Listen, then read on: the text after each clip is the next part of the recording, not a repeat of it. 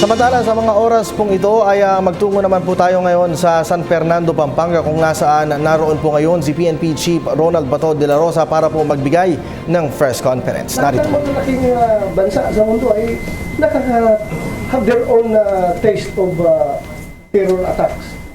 So kahit anong gawin mo dyan at siguro mapigilan mo lang ngayon, hindi mo sila magkakuha, dahil napigilan mo, paluin din, hindi mo mapigilan mo. Pero pag mag-relax ka, nakakapasok ka dyan sila. Pero, relax, sige lang. Itong terrorism kasi, para itong series. Parang championship, yung championship, ang tawag yan sa kwan mo? Yung playoffs, parang playoffs ito. Parang playoffs ito, terrorism. Ngayon siguro, may isahan niya kami. Sunod, baka may isahan pa rin. No, not all the time sila pa rin ang mang-iisa. Maisahan rin namin yan sila. Basta ultimately, ang gobyerno magta-champion yan. Mananalo. Magkuha ng trophy magkuha ng gobyerno ang trophy. Next question, sir, will be from Paulo Marcelo of GNN.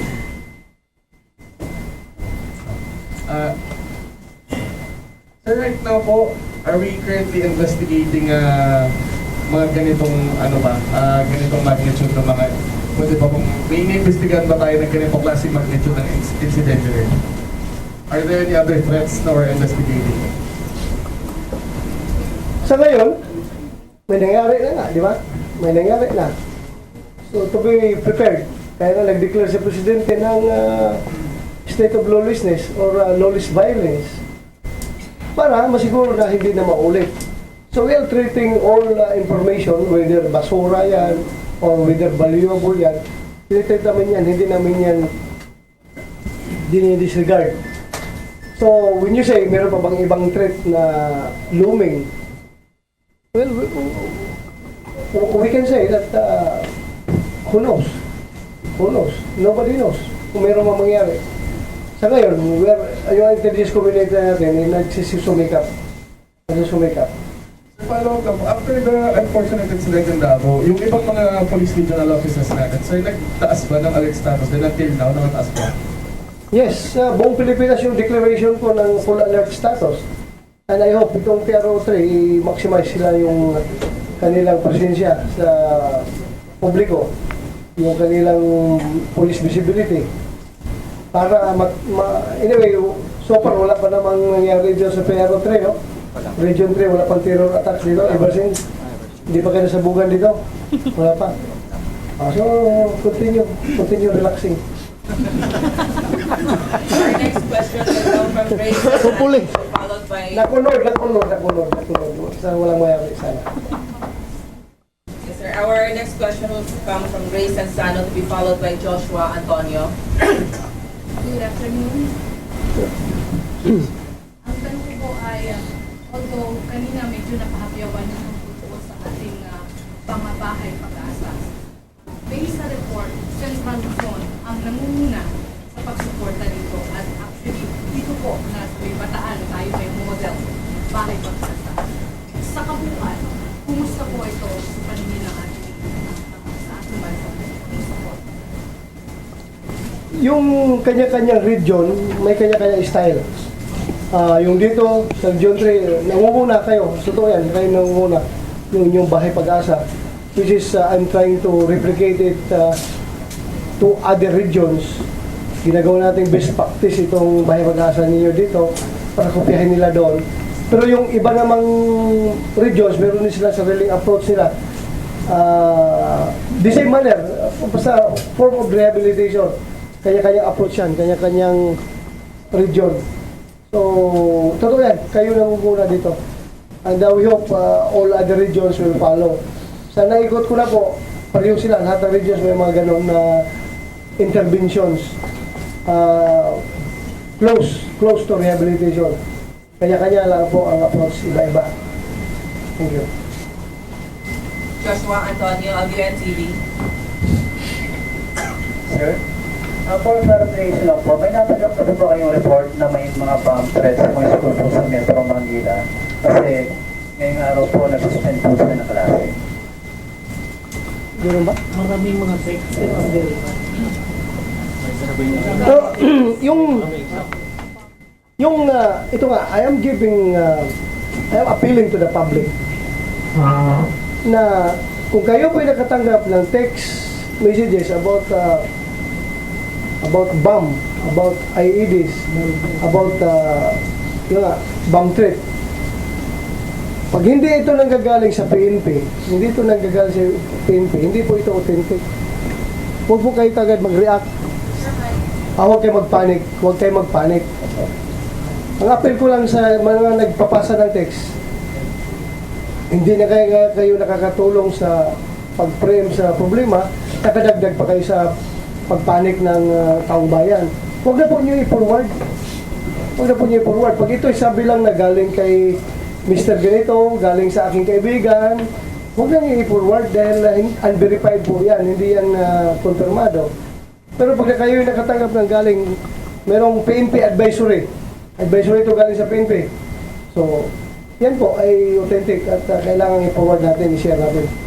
Otherwise, yung iba, consider them as panluloko, pananakot, gusto lang sumakay sa sitwasyon, ayaw mag-take ng exams, gusto lang ma-disrupt yung klase nila, gumagawa ng threat na gano'n. So, maraming gumagawa na gano'n na mga threat. Sumasakay.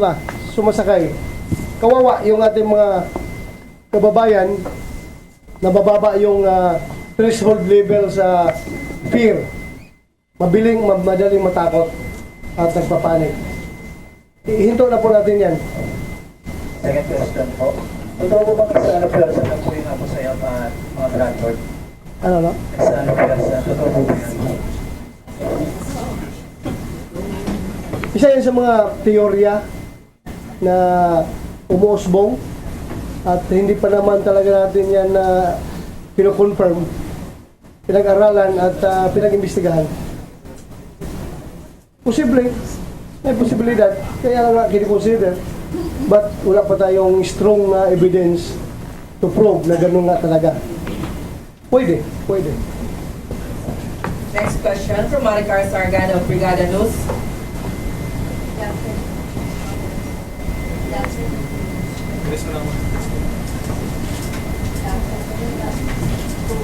Good afternoon, sir. Okay, marami pong tinututukan ninyong PNP. Pero may tentative date sa PNP kung kailan po sisimulan yung kontra illegal gambling naman po. And kung tulad, second question, sir, kung tulad po sa drugs, kung may narco-listing, ang PNP po ba may listahan dito ba kung sino-sino yung mga nagpapatakbo ng illegal gambling? Gusto mo ngayon agad ating hinto? Ha? Hindi, ganito yan.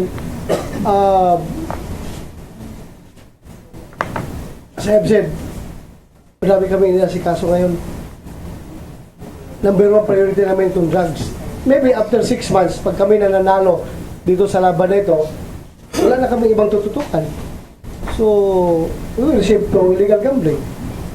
Kung sinasabi mo na narco politicians, meron bang gambling politicians? Gambling lord. Alam mo naman yan eh. Bakit nagtatanong ka pa sa akin? Taga dito ka ba? Saan ka? Palawan po. Palawan. Alam mo naman siguro yan. Meron yan. Hindi man mawala yan. Meron. But, ito nga,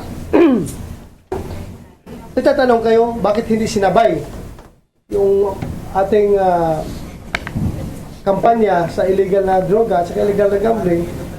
Hindi po tayo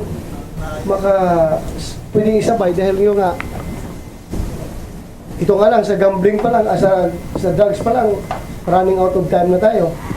Kung isabay pa natin yan, lalong wala tayong focus, baka matatalo lang tayo in both fronts. We can't be fighting in all fronts. So kailangan natin concentrate muna dito, then later, pag manalo, shift na naman dito sa kabila. Kaya natin priority yung drugs dahil yan ang mandato ni Presidente.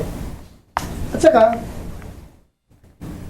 alam po natin, nasa illegal drugs, this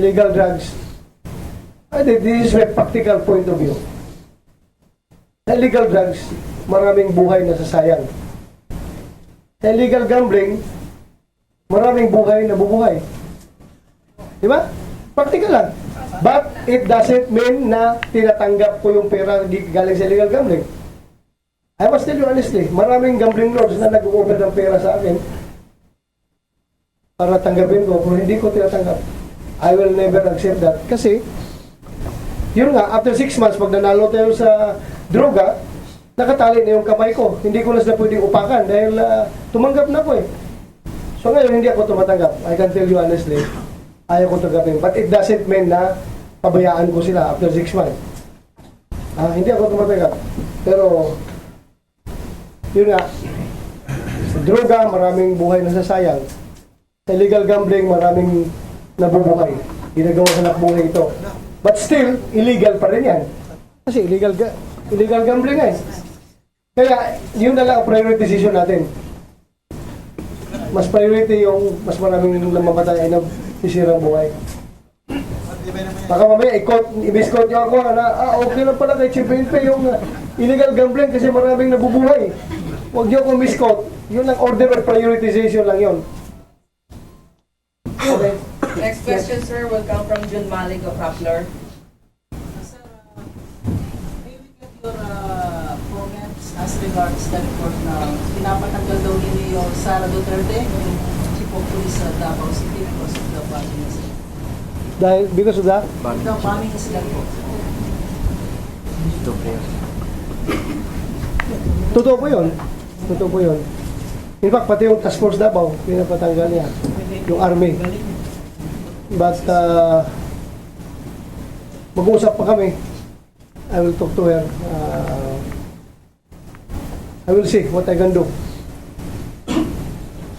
Kasi meron naman din kasing mahirap na discuss. Baka, this is fun. Amin na ito. Amin na lang. Basta mayroon siyang gusto niya at ako naman, in the part of the PNP, I will try to talk to her kung anong magagawa namin. Okay. Next question, sir, will be from Jess Malabanan, Interaction IORG.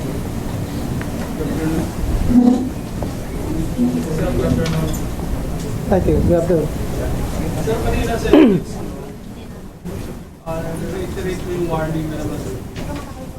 Binanggit mo meron ng sana pa tayo police. Now, yung question ko, parang observation lang, parang yung go slow on policemen involved in crowds, while the civilian from left to right, patay ka agad. Ano yung iba sir? Hindi mo alam na may mga pulis na namatay? Yes sir. Meron na. Hindi. Yung namatay yun, death under investigation yun. Yeah. Pero may pulis talaga na namatay sa bypass operation. Meron. Yung mga sangkot na pulis. As I have said, wala kami pinipili dito. Mas gusto pa nga namin patayin yung aming kasamahan na nag-tridor sa aming sinumpaang tungkulan. Totoo yan. Mas gusto namin patayin yung kasamahan namin na tinatridor kami. Dahil kami nagsusumikap na magampanan yung aming tungkulin, tapos itong aming kasamahan, tinatridor kami. That's treachery to the highest level. Pero yun nga lang, kung patayin naman namin yun sila, sabihin naman ninyo na binabayulit namin yung karapatan ng tao. Di ba? So hindi naman sila pinapatay. Di ba? Kung lumalaban, pag nabaypas operation, mamatay sila. Basta ako, rest assured, wala kami pinipili. Wala kami pinipili. Lahat yan mayaman, mahirap, police, civilian, basta ikaw into drugs. Kahit na politiko ka pa, mamamatay ka pag ikaw nasa drugs at lumalaban ka. Kinakalaban mo yung police. Sir, mention mo yung death under investigation. Ilan na po yan nationwide? Ha? Death under investigation. Ilan po nationwide? Sir, ilan na sir? Ang number of incidents ay 1,672. Ang biktima ay 1,805. Ang cases filed, 281. Itong 281 na to, yung SOL. Ang ibig sabihin ng SOL ay nakapag-file ng kaso, nahuli ang suspect ay 176. At ang cleared, nakapag-file ng kaso, pero at large yung suspect ay 105. That's about 17% ng incidents na Sir, ito. paulit lang, 1,672 Incidents. incident, death under investigation. Yes, 1672. No? Ang victims ay 1805. Ilan po sa Central Luzon? Ay, hindi na nationwide ito. Sir, Sir, ilan sa Central Luzon, sir? Well, I think we have, sa armed encounter, we have 230. And while DUI is about 203. 220 sa DUI, death under investigation for Region 3. Number 2 itong Region 3, nationwide. Number 1 is CRPO sa daming DUI. Number 2 itong Region 3. Sumusunod yung Region 4A. Thank you, sir. Our next question will come from Froilan Magtoto of Manila Times. Identity mga kapitan natin. Tuloy ba yung pagtanggap nila ng additional allowance? Ano ka ni Ismael Magtoto? Yung mista namin dito. Kilala mo? Ismael, taga dito yun. Ismael Magtoto. Hindi mo kilala po? Pati mukha niya, parang yung mukha. Ha? Oh. Nasa US Air Force na po siya ngayon. Yung pagtanggap, tuloy-tuloy po yun. Hindi mo ba? Additional, sir. Additional, oo. At next year, mas malaki pa. Natanggapin namin additional na allowance. So, meron ngayon yung taon na to, next year meron na. Meron pa, lalaki yan. At hindi mo ba alam na ako ang pinakamayaman na pulis sa buong Pilipinas? Oo. Ako ang pinakamayaman. Dahil ako lang nag-iisang 4-star general sa Pilipinas. Ako pinakabataas na sweldo. Ako pinakabataas na sweldo, kaya ako pinakamayaman. Kung merong mag-iba mag-claim dyan, hindi po pwede yan. Hindi po pwede. Ako ang pinakamayaman.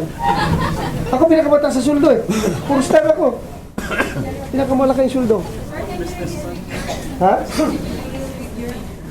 Hindi ko po alam, misis ko may hawak. Misis ko may hawak.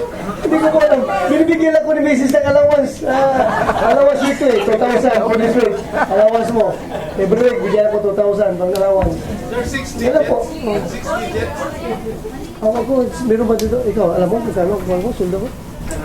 Yung basic ko, sir, 106. Sa isipin mo, 106. Last year rin, sir. Kaya yung mga illegal gambling operators dito, hindi nila ako mababribe. Napakayaman ko, 106 monthly, di ba? Basic salary, oh. Hindi nila ako mababribe. Malaki suldo ko. Oh. Thank you very much, sir. Tatlo yung anak ko. 2 magagandang babae at 1 pugi na lalaki. Okay, sir, our next question will come from CLTV. Good afternoon po, sir. Sir, tanong ko lang po, may mga madadagdag po ba na LGUs and police officers sa mga sangkot sa illegal na droga? Continuing yung validation na ginagawa ni Presidente. Nandun kay Presidente ang listahan eh. All other agencies nagsasubmit yan ng mga input sa kanya at pinabalidate niya. Marami pa yung lalabas. Marami pa, madagdagan pa yan. Bakit po kaya medyo natagalan ngayon? At saka ilan po ba ang mga madadagdag pa? Natagalan yan dahil sinisiguro talaga na makasama ng iba dahil nung paglabas sa listahan, ang dami nagagalit. Ang dami nagtitik sa akin. Bakit hindi kasama yung mayor namin dito na alam namin ito yung drug lord dito at napakalakas ng droga sa aming munisipyo dahil yung mayor namin siya mismo drug lord. Maraming ganun ng mga text nagagalit. So pinabalidate namin. Madagdagan pa yan. At kung ilan, marami yan. Hintay-hintay ka lang. Sir, yes, sir. Thank you, sir. Last question, sir. We have Aya Makalma from PTV4. Hi, sir. Good afternoon, sir. Going back to the Mayor Sara, was that a wise move from her after the incident ng pagtanggal?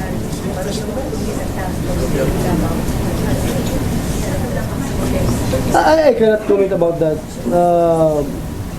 May kanya-kanya discretion yung mga local chief executives. You better ask her. Ayaw kong awayin niya ako. Mamaya ako naman suntukin niya. Magalit yun. Sir, my second question. Sir, yung mga kumakalat kasi na text ngayon, using your name, galing sa inyo or galing sa mga ano. So how will they authenticate a text message, a scare text message? So mga ordinary papaano natin? And how do you also have an investigation already about this? Kasi this is not the first time nagkaroon ng ganitong klaseng bomb scare text message. Tama nga, no? Paano nga pala ma-verify yung authenticity? Kasi pwede naman gamitin ng yung text. Ito po ay galing sa PCRG. Ito po ay galing sa Directorate for Intelligence ng PNP. Ito po ay galing kay Chief PNP. Yung si forward. Problema nga pala yan. Paano ma-authenticate? Ganito na lang. We use the legitimate media. Kayo. Ibinawan din yung PIO natin. Nag-release siya ng advisory. Siya magsasabi.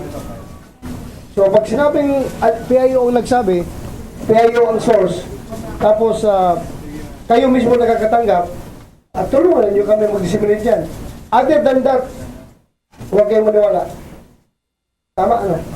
Huwag kayong maniwala dahil that will cause panic sa mga tao. Sir, pardon me for pushing this a little bit further, but a while ago you mentioned na yung mga text messages na yun, hindi nyo binabasura because there may be some truth to it. And then now you're saying na wag ikalat. Of course, that's understandable na wag ikalat at verified na hindi totoo. Let me just ask, sir, how serious are these threats? Number one. And may intelligence report ba talaga? Kasi parang lumalabas na dati, lumabas na itong text messages na to. And then now there's a different version of 4 lady bombers na.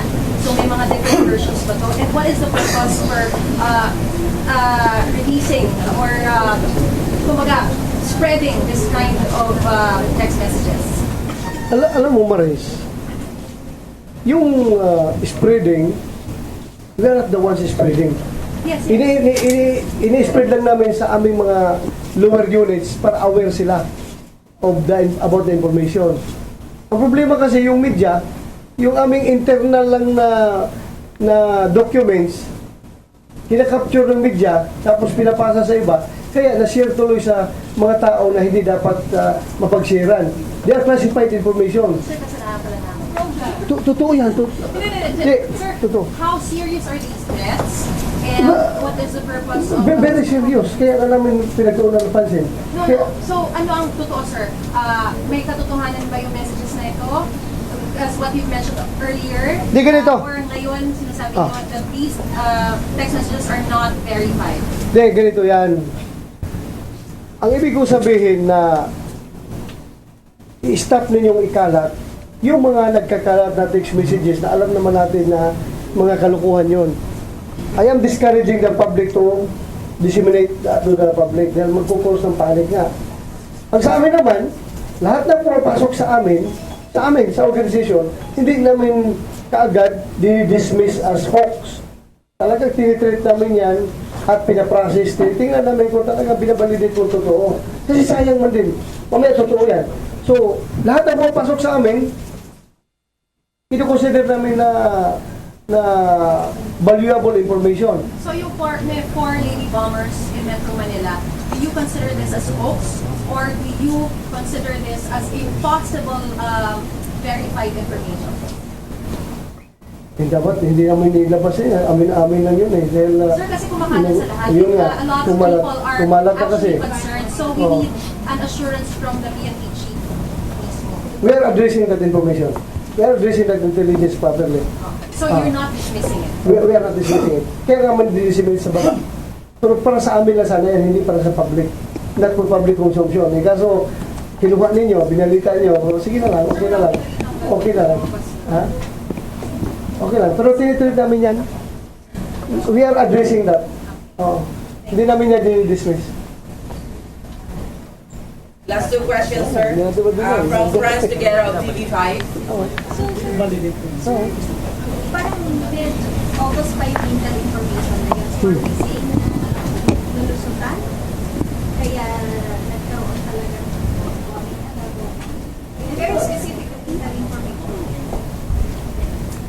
Di, ang informasyon, di ba, kung nabasa nyo yun, di ba? Ang target ako, or di si Mayor, malls.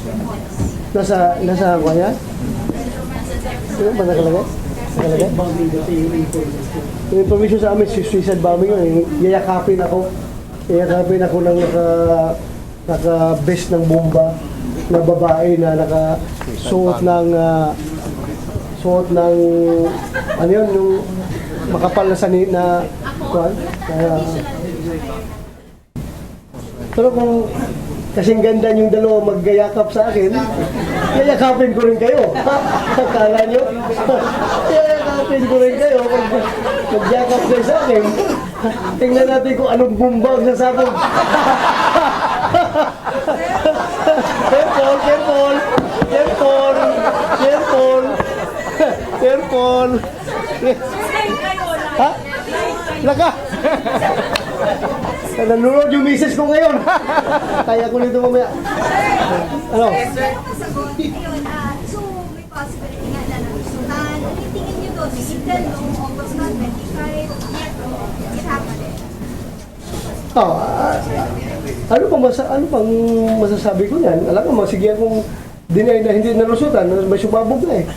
Yun talaga, may sumabog na. So, yeah, may sumabog. Sir, yan po ang magpo-cause din. Siyempre, ngayon nalaman na ng mga tao na may ganun yung intel yet nangyari yun. Siyempre, the panic. Yung reassurance lang, sir, na we're on top of the situation. As I have said, we are working on that. We are working on that. Magtiwala lang kasi yung kapulisan, kahit na narusutan tayo. As I have said, game 1 pa lang yun sa series. Series itong terrorism. Sir, pero may nagigit ba tayo nung natanggap yung ganun din? Yes, pinasa natin sa baba. And the territorial units are responding accordingly. They responded accordingly. Yung Davao nga lang, doon tayo tinamaan. Sumabog kayo. Sumabog. Yes, sir. Last question, sir. Will come Huwag niyo sisihin yung Davao City Police, ha? Even the President himself did not malign the performance of Davao City Police Office and Task Force Davao. They are working very hard. Hindi niya minamalain. Kasi alam niya kung anong ginawa. Nalusutan na talaga tayo. Last question, sir, will come from Ana Stanislao, CNN PH. Sir, earlier you said na posibleng nagsalinwelsa ang Abu Sayyaf and ang mga drug lords. Will you be able to divulge on that, what theories you're looking at? And ano po yung mga posibleng theory or, solid leads na tinitingnan ng PNP ngayon? Yan ay mga theory pa lang hanggat hindi ma-convert into facts. So theory pa lang sila hanggang ngayon. Alam mo na yung mga investigador, mga very wild imaginations meron yung ating mga investigador eh. At saka meron naman silang kinukunik na mga dots. May nagkukunik-kunik. Don't you worry, pag ma-confirm namin to, the public ought to know this. Pag makunik namin lahat ng dots, wala kami itatago sa inyo dahil para sa atin ito lahat eh. Hindi na lang kami mag-confirm as early as now kung wala kami solid basis. Otherwise, pagkatawanan tayo yan. We are police, we are investigators. Hindi tayo pwede magsasalita based on chismis. Kaya nga sasabi na theory lang yan hanggang ngayon. Dahil yun nga, Abu Sayyaf is pira-pira lang. Pira-pira yan sila, nangingidap nga yan sila para magkapira. How much more kung merong drug lord na mag-offer siguro na pirahin mo yung Davao dahil galit kami sa presidente dahil nasira yung aming negosyo. Nasira yung aming drug trade. And sir, Pwede mangyari. But as I've said, hindi ko sinasabi na yun na talaga. Yun na talaga. We are entertaining lahat. Including love triangle. Ha? Lahat ng anggulo bubusisiin. Hanggat mag-shrink tayo into one final angle na tututukan. Ano? Wala. Magpapataw lang ako kasi malungkot kami ng mga Dabawin nyo nga. Malungkot si General Aquino, Dabawin nyo rin ito eh. Malungkot ito ngayon dahil nandun yung pamilya namin sa Davao. Nandun yung pamumuhay namin sa Davao. Malungkot kami. sir, last yung launch po ninyo ngayon, yung text ba to hotline, how is it different po from the 911 hotline? Yung apps na text ba to 86 2286 ba yun? 2286. Meron yung button doon na 911. Parang pinapasok namin ng 911 doon. Kung gusto mo ng immediate na response, pwede kang pindutin yung 911. Kung gusto mong magbigay ng informasyon, doon ka, maraming buttons na pagpilian. Hindi yun nakipag-compete sa 911, kundi nagko-complement sa 911 yun. Yung apps na yun. Maganda po yun. Thank you very much. That will be the end of our press conference with the Chief PNP this afternoon. Marami pong salamat. At this point, may request po our friends from the media to exit the conference room so we can start with the command conference. Maraming salamat po mula po sa Police Regional Office 3. At inyo pong natungayan ang naganap na press conference ni PNP Chief Ronald De La Rosa dyan po sa bahagi ng San Fernando, Pampanga. Kabilang po sa mga napag-usapan sa press conference na yan ay ang patuloy na paglakas ng operasyon ng PNP laban pa rin po sa illegal na droga. Itinaas din po o patuloy rin po ang paghihigpit ng seguridad sa bansa matapos naman ang naganap na pagsabog sa Davao City. Samantala, nagpaalala rin po si PNP Chief Ronald Bato de la Rosa na huwag maniwala sa mga text messages na posibleng magdulot ng panik at maghintay muna ng kumpirmasyon mula sa PNP.